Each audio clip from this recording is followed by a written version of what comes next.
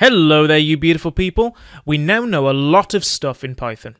As well as knowing about variables and if statements for creating logic, you also know how to use strings, integers, floats, and Boolean data types, which is awesome. These are the building blocks of a lot of Python programs, and you should be super proud of yourself for making it this far. You've really learned a lot, and I'm very proud of you. So sometimes, believe it or not, it's actually inconvenient and inefficient to have these little pieces of data floating around, each with their own variable name. Python data structures make it possible to group massive amounts of data together and store them all under one variable name. Now, data structures make it possible to operate on thousands or even millions of pieces of data all at once in a single line of code. Crazy, right? So Python gives us a variety of data structures that we can use, including lists, tuples, and dictionaries. And in this section, we're going to teach you all about all three of them.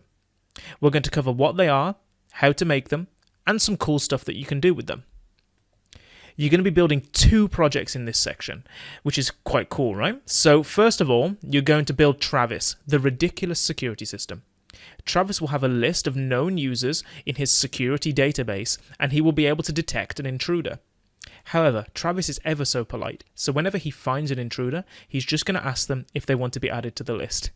This project will teach you all about combining logic with your Python data structures, which is an incredibly powerful ability, so you'll want to watch out for that. You're also going to be building a cinema booking simulator. The cinema is going to have a list of films with their appropriate age ratings and the amount of seats left. When a user comes to buy a ticket, the computer will ask for their age and check if there are enough tickets left before allowing the user to buy a ticket. Nice, right?